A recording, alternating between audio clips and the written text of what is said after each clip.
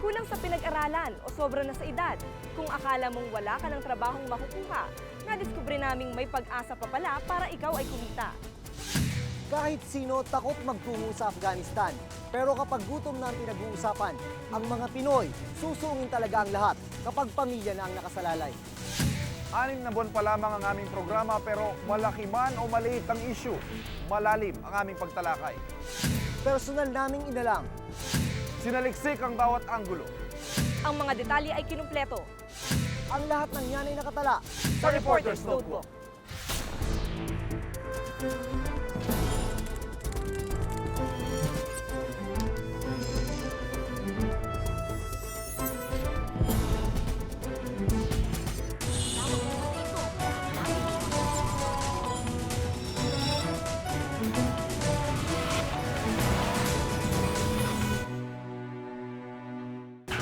Sa pamamagitan ng reporters ng GMA News, binibigyang boses ang mga taong nasa likod ng mga balita. Ito yung tutukan.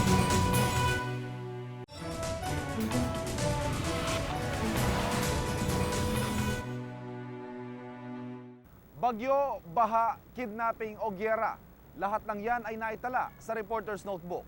Narito ang ilan sa mga kwentong tumatak sa isip at gumising sa diwa ng mga ilang nagpupuyat tuwing Martes ng gabi.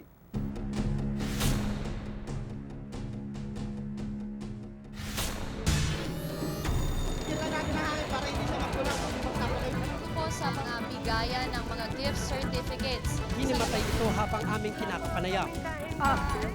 Reporter's Notebook. Isa sa pinakabago sa hanay ng mga pinagkakatiwalaang palabas ng GMA Public Affairs. Sa pamamagitan ng reporters ng GMA News, binibigyang boses ang mga taong nasa likod ng mga balita. Ito na yung putukan. Matapang at tapat naming inilalahad ang mga bawat balita at istorya. Sa 6 na buwan na kami inyong sinuportahan at pinagkatiwalaan. Tinalakay namin ang ilang kwento na sumasalamin sa ating lipunan. Kabilang dito ang pagkalubog ng bansa sa kahirapan. Dahilan parang ilan nating kababayan ay sumisid, makakain lang. Dahil ngayon susubukan nating pasukin yung balon at makita ano ba talaga yung itsura. Ang mga bosero ng Camarines Norte patuloy na nakikipagsapalaran kay kamatayan. Tila lagi nilang pumapailalim sa putik sa pagsisid ng ginto. Sa kabila nito, umaasa silang balang araw ay suswertihin at makaahon sa hirap na kanilang pinagtitiisan. Gusto ko talaga makita siya first hand. So lumusong ako mismo dun sa ilalim ng putik, dun sa mga balon na ginagawa nila. At ang nangyari nga, nakita ko, naramdaman ko yung hirap. Hindi lang natin ay pakita through the lens, naramdaman din ng reporter at nakita ko kung gaano yung hirap na inaabot nila pagkuha ng ginto. Okay, lubog, Dick! Tulad ng trabaho ng mga bosero, hindi naging madali ang paggawa ng istoryang ito. Yung paglubog kasi parang nakakatakot parang ang pakiramdam mo nililibing ka ng buhay kasi meron kang goggles pero wala ka naman nakikita at ang hangin na ginagamit mo, compressor lang, hindi siya control. So, tendency nun, may chance na pumutok yung lungs mo or mag-collapse yung balon na pinupuntahan ng mga minero kaya nakakatakot. Sobrang dilim, wala kang makikita. So, kasi yung lahat ng mga nakarang storya tungkol sa mga busero, puro napapakita lang natin. Ito dun sa kauna-unahang episode ng Reporter's Notebook, na iparamdam natin ano ba yung pinagdadaanan ng mga bata tsaka yung mga matatandang nagmimina ng ginto. Dahil sa kahirapan, maging ang kabataan hindi ligtas sa peligrosong paraan ng paghahanap buhay. Ang Bakal Boys sa Pierre Tondo. Dahil sa dumi at lapot ng tubig dito sa Manila Bay, hindi naman... Habang ginagawa namin yung store, parang nililid kami to complete it, na bawat lugar na puntahan namin, nandun sila. Parang nakita ko kung ganong karampan, kung ganong katindi yung problema on that, na parang baliwala na. Kasi nakikita natin everyday, ginagawa everyday, na yung mga hazards, yung mga peligro na pwede nilang makalagyan, parang nababaliwala na. Kumikita sila sa pamamagitan ng pagsisid ng bakal sa dagat nang wala ni anumang proteksyon sa katawan. Maraming mga times na talagang na-shock ako. Merong kaming inabutan na nanay na nagwawala, na umiiyak talaga. Kasi akala niya, patay na yung anak niya. Akala niya nalunod. Talagang hysterical and all. Tapos yung mga, the neighborhood, o parang sabi nila, sanay na sila sa ganong eksena. Kasi parang sabi nila, ganong kadalas na may batang namamatay dahil sa pagkalunod. Dahil talagang sa pagsisid at pagkuha ng mga bakal. Kung ang mga batang mambabakal, buhay ang isinusugal kapalit ng kaunting barya. Mayroon ding ipinagpapalitang puri, kapalitang load sa cellphone. Hindi na bago ang pagbebenta ng laman sa internet. Pero sino ang mag-aakala na may mga taong maghuhubad para sa 300 pisong load at internet card? Ito kakaiba to kasi unang-una yung babae na nakausap ko, na interview ko, at kasampu ng iba pang mga sex worker na humarap sa internet. Ginagawa nila to para kumita. Yun naman ang palagi, di ba? At the same time, nai-enjoy nila daw dahil kakaiba siya, cybersex siya. Ang issue tungkol sa cybersex ang isa sa pinakamaselang istorya na aming nagawa. Bago man ang issue o dekada-dekada nang mula nang maganap, sinariwa namin ito nang sa gayon may mapulot tayo sa kasaysayan. Proclamation number 1081, placing the entire Philippines under martial law. Martial law. Martial law. Tulad ng pagbalik-tanaw namin sa martial law, si Imelda Romualdez Marcos, may tuturing na isa sa pinakamaimpluwensya sa kasaysayan ng Pilipinas. So nung pumayag siya na magpa-interview sa Reporter's Notebook, talagang hindi lang Reporter's Notebook staff ang nagulat, kundi pati na rin yung staff ng ibang public affairs shows. Dahil nga halos lahat or marami sa mga public affairs shows natin, humihingi ng interview sa kanya pero tinanggihan niya. What is good and right and beautiful is love. Ang ating Genesis si malakas at si maganda. Ganun din si Mrs. Marcos. Sa kauna-unahang pagkakataon, naging handa siyang sagutin ang mga issue tungkol sa mga tinorture noong martial law.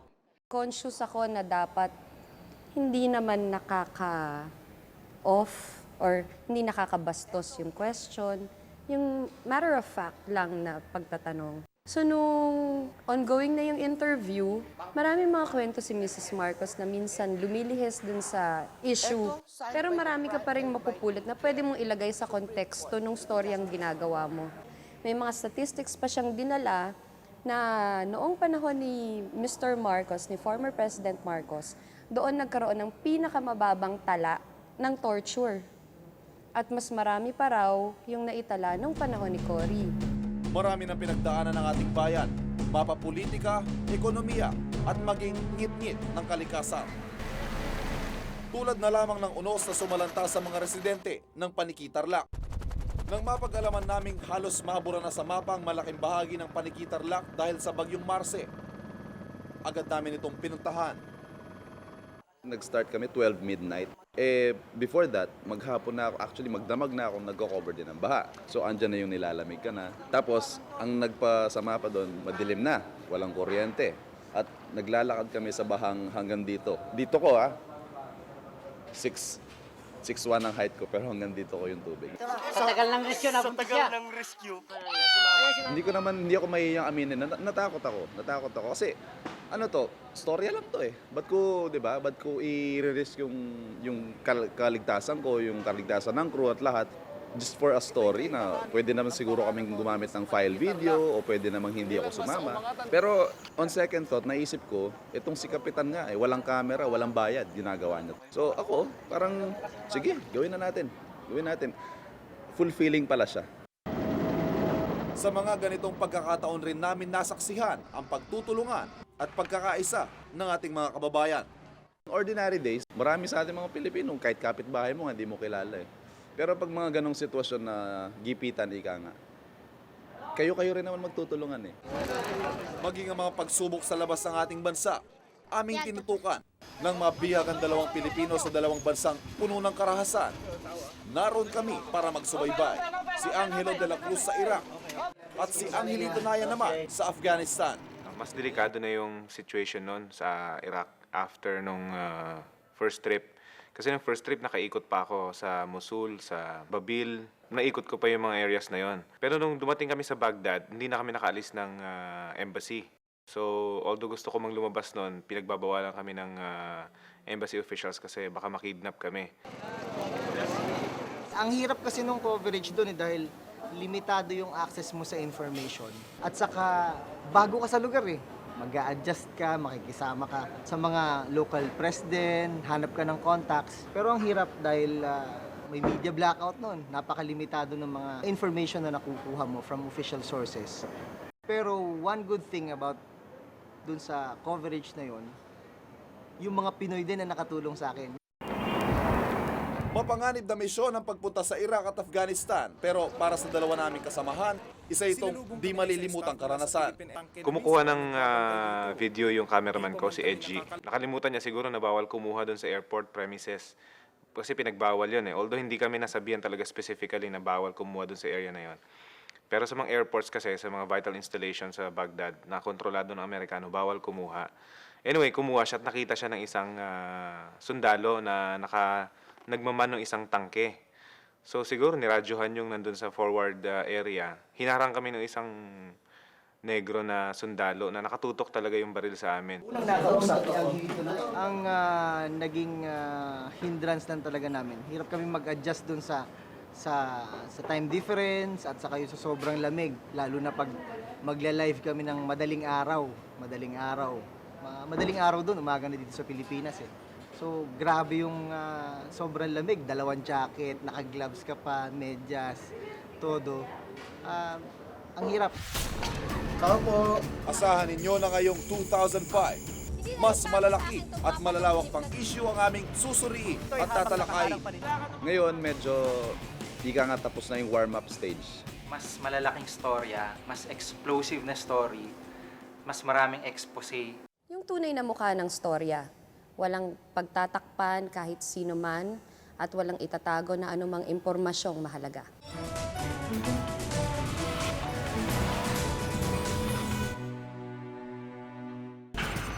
Mahigit 300 OFW ang nagtatrabaho rito at inaasahan daw na lolobo pa ang bilang dahil sa mga nangangarap ng konting kaginhawahan.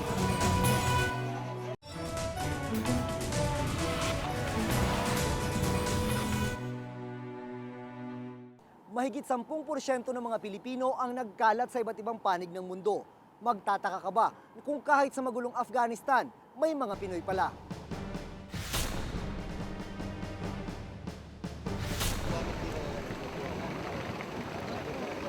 Nang mapadpad ako sa Afghanistan para i-cover ang pagkakakidnap kay Angelito Nayan, laking gulat ko nang madiskubre kong marami pala tayong kababayan na naghahanap buhay rito sa kabila ng mapanganib na kondisyon. Halos iisa lang ang sinasabi nilang dahilan sa pagtatrabaho rito. Malaki raw kasi ang sweldo. Si Led Tagiyam, General Manager ng isang American restaurant sa Kabul. 3 taon na siyang naghahanap buhay rito. $11,000 o 600,000 pesos ang kanyang buwan ng sweldo. Dahil delikado raw kasi sa Afghanistan, dinoble ng kumpanya ang sahod niya. Dati siyang nagtatrabaho sa Dubai. Dahil sa laki ng sweldo, kung kaya naakit siyang magtrabaho sa Afghanistan. Gustong-gusto rin daw niya ang tratong natatanggap nila mula sa mga Afghans. You know, Afghanistan, when they saw us outside, they respect us. Oh, they know us by name. Mahirapan. Ha? Mahirapan. Si Lawrence, isang waiter pero ang suot na rilos, mamahalin. Nakatag. Ito yung latest ng tag. Ito ang tirahan ng mga Pinoy na tauhan nila sa restaurant. Container van na ginawang bahay. Maliit man at siksikan ang kanilang tulugan, kumpleto naman daw ito sa gamit. May aircon, TV, radyo at sariling palikuran. Yan, laundry area namin. Si Edmond Diaz, isang bartender, 5 buwan na sa Afghanistan. Hindi niya alintana ang panganib dahil malaki raw ang kita niya rito. $1,000 kada buwan. Ang pinakakakatakot yun, may missile na lumipad. May sumasabog na sa tabi-tabi, mga bomba. Mahigit 300 OFW ang nagtatrabaho rito at inaasahan daw na lolobo pa ang bilang dahil sa mga nangangarap ng konting kaginhawahan sa lugar na kakambal na yata ang kaguluhan. Pati sa palasyo ng hari ng Afghanistan, may nagtatrabaho ring Pinoy. Siya si Belly Tesoro, 7 taon ng private nurse ni King Muhammad Zahir Shah, isa sa pinakamakapangyarihang pinuno ng Afghanistan. Hindi basta-basta si Belly. May security escort pa siya kapag lumalabas. Sa tulong niya, nakapasok kami sa palasyo, isa sa pinakagwardyadong lugar sa buong Afghanistan. Lahat sila, not only the king. All members of the family, they treat me as a member of the family already. Son of the king. The youngest son of the king. At mas napabilib kami kay Belly nang makausap namin ang isa sa mga anak ng hari, si Prince Mirwais Zahir. You know, I have a great affection and respect for her, and we love her like a sister because she's the most honest person, and she also is a person who really, is a believer. She really is a good Catholic. Ganito ang kadalasang eksena kapag nagkikita-kita ang mga Pinoy dito. May inuman at sayawan. Ilang taon matapos mapatalsik ang Taliban, maluwag na ang bentahan ng alak. Ito ang Pinoy Jamming Kabul Style!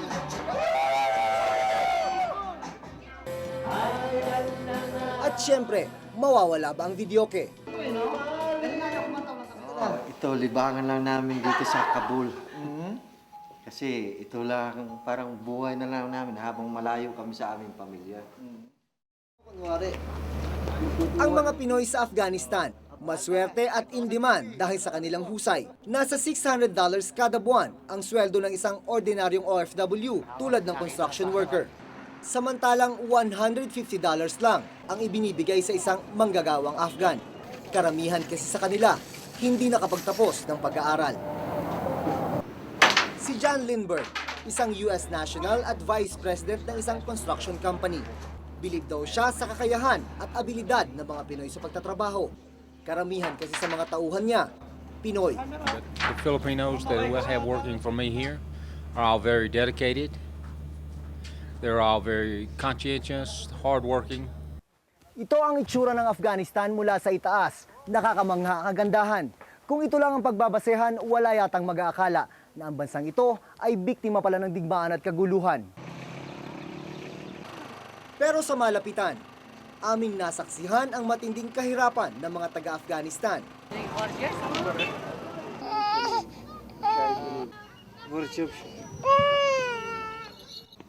Malaking pinag-iba sa sitwasyon ng mga OFW. Inabutan naming umiiyak ang batang ito sa isang mahirap na komunidad. Palalim na kasi ang gabi noon, pero wala pa rin silang makain. Hindi kasi sinuwerte ang kanyang tatay sa maghapong paghahanap ng pagkakakitaan.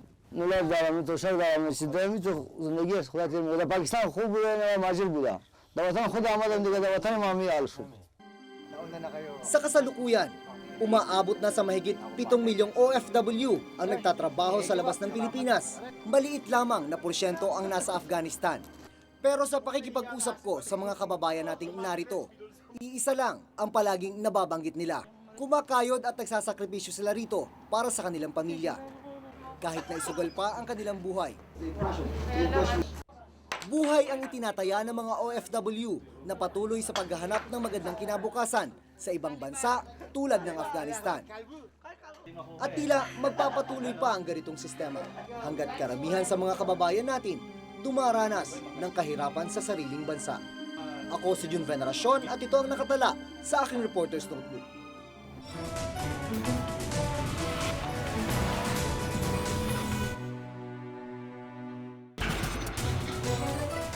Ngayon ang hinahanap ngayon ng mga kumpanya, mga tapos. Yung mga tapos na, ako grade 6 pa.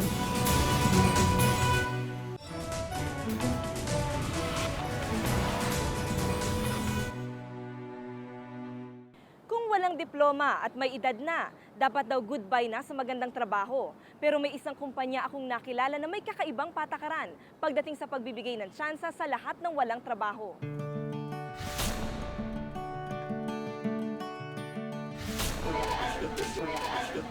Si Michael, 19 years old. hindi nakapagtapos ng kolehiyo. Dahil matanda na ang mga magulang, inaasahan daw siya ng kanyang pamilya sa Bicol. Kaya malaking bagay para sa kanya ang makahanap sana ng trabaho. Wala na pong mga trabahong magulang ko. Tsaka silang dalawang mag-asawa po, wala na. Hindi na sila nakakaano, bati na-stroke po yung magulang ko na babae. Noong nakaraang linggo, sinamahan namin siyang maghanap ng trabaho. Halos pudpud na ang takong ng sapatos niya. Pero hanggang ngayon, tila pinagtampuhan ng swerte si Michael.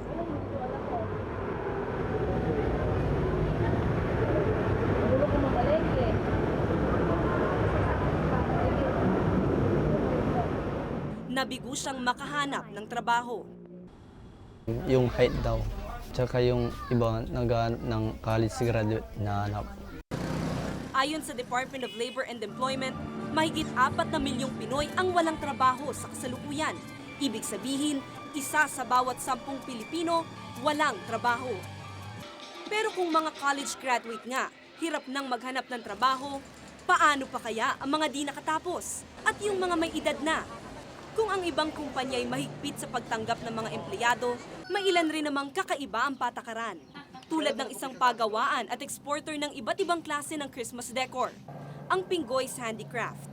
Ang kanilang mga empleyado, mga may edad na, di nakapagtapos ng pag-aaral at maging mga misis na hiwalay sa asawa.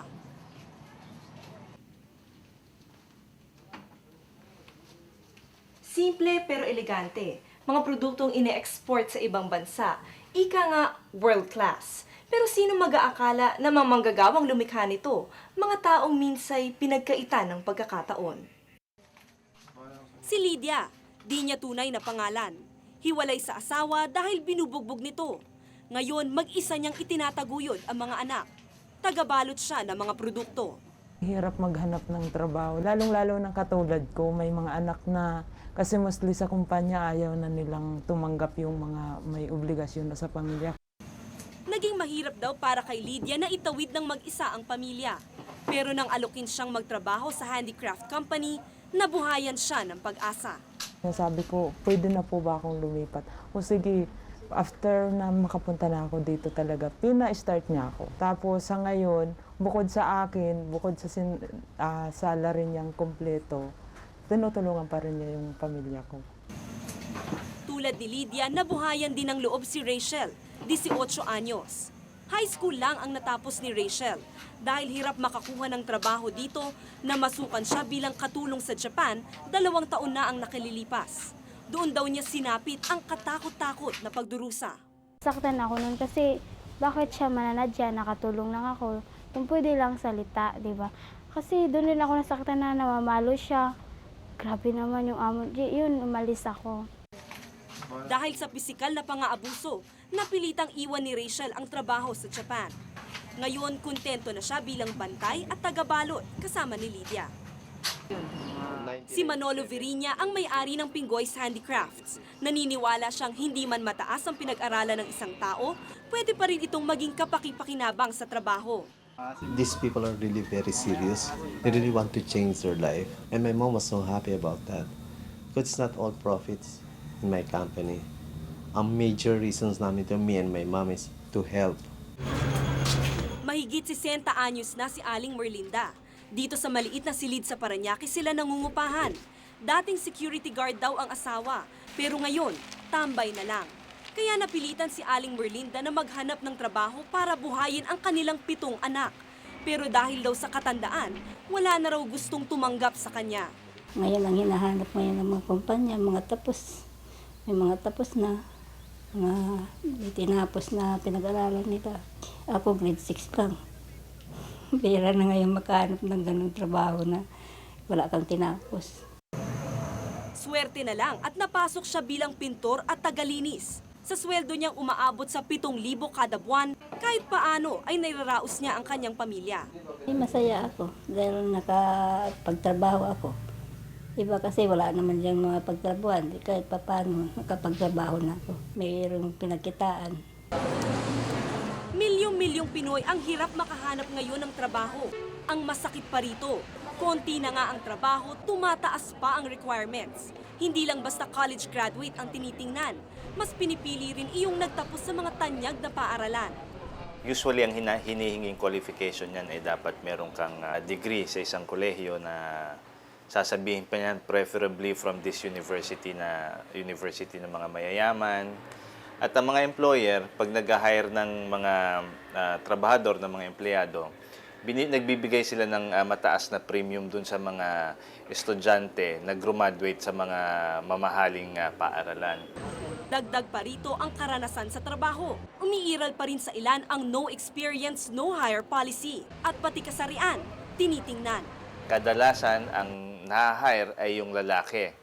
Dahil iniiwasan naman nila yung sa babae, kasi maraming mga pagkakataon na kailangan hindi pumasok nung babae. Halimbawa, yung kanyang menstruation period o kaya pag siya'y nagbuntis. Ang Federation of Philippine Industries, isang samahan ng mga multinational companies sa bansa, istrikto daw sila sa pagtanggap ng kanilang mga manggagawa. So, ang Philippines, ang labor cost natin is much higher than China on a per-day basis. No? So, we have to make up for it in terms of additional productivity.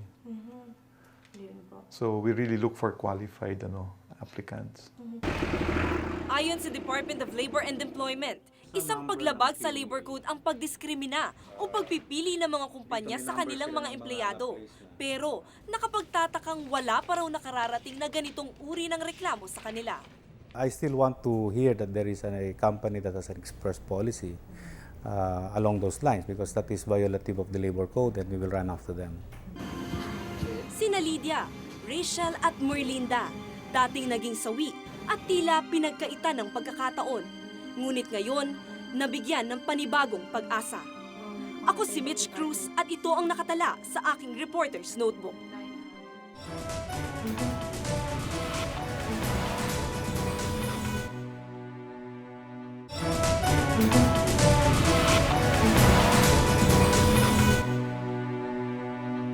Kung may nais kayong ipasiyasat na isyu o balita, maaari kayong tumawag sa amin sa numerong 928-4239.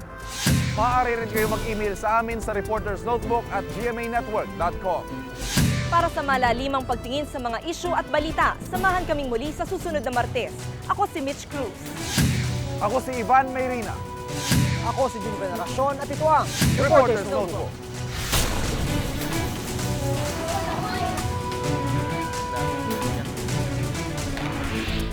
Gusto na yung putukan.